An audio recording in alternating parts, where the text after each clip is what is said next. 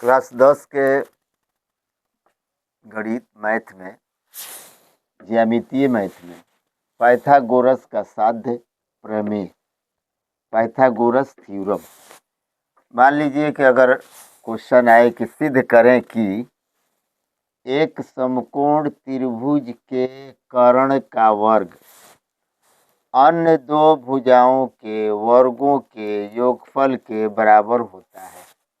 यह क्वेश्चन आएगा, या फिर यह क्वेश्चन आ सकता है कि पाइथागोरीय प्रमेय को सिद्ध करें, या आ सकता है कि सिद्ध करें कि एक समकोण त्रिभुज के कर्ण का वर्ग अन्य दो भुजाओं के वर्गों के योगफल के बराबर होता है।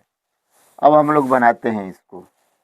सबसे पहले फिगर बनाते हैं, विशेष प्रतिज्ञा। ये साधारण प्रतिज्ञा था, विशेष प्रतिज्ञा। एक फिगर बनाते हैं समकोण त्रिभुज और एक रचना करते हैं, इसमें रचना कर देते हैं। अब थोड़ा गौर करते हैं कि हमने क्या किया।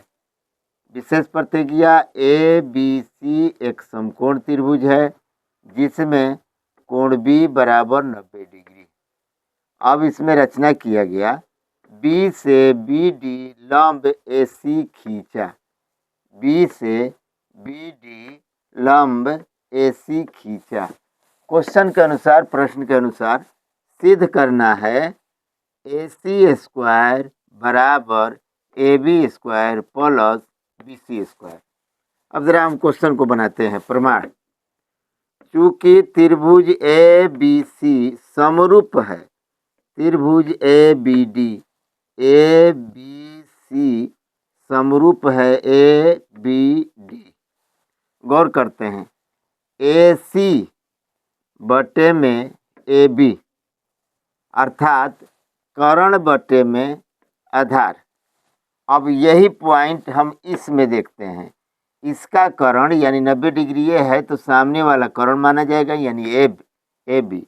तो ए बी बटे में ए डी आधार हो जाएगा, ए डी लंब हो जाएगा। जिस तरह इसमें ए सी कर्ण और ए बी लंब है, उसी तरह इसमें ए बी कर्ण और ए डी लंब है। अब देखते हैं, तिरछा तिरछी गुणा करेंगे, ए बी गुणे ए बी बराबर ए सी गुणे ए डी। ए बी गुणे ए बी मतलब ए बी स्क्वायर बराबर A C into A D, समीकरण 1। चूंकि त्रिभुज ए बी सी समरूप है त्रिभुज B D C, A B C B D C, इसमें हम देखेंगे ए सी बटे में बी सी, सेम उसी तरह ए सी बटे में बी सी बराबर, छोटका में देखेंगे अगर छोटे वाला में, तो इसका कर्ण जो है ए सी के सामने बी सी कर्ण हो गया और सी डी आधार हो गया। उसी आधार पर हम इसको तिरछा तिरछी गुणा करते हैं, बी सी गुणे बी सी, ए सी गुणे सी डी, ए सी गुणे सी डी, बी सी गुणे बी सी बराबर B C square A C into C D, समीकरण 1 और समीकरण 2। इन दोनों को प्लस करने पर पहले इसको लिख लेते हैं, ए बी स्क्वायर बराबर A C A D, A B square बराबर ए सी ए डी। दूसर का बी सी स्क्वायर बराबर A C C D, B C square बराबर A C C D, A B square plus B C square, A C A D plus A C C D. अब इसमें भी और इसमें भी दोनों में ए सी अवेलेबल है, तो हम ए सी को कॉमन ले लेते हैं, बच जाता है A D plus C D, A D plus C D.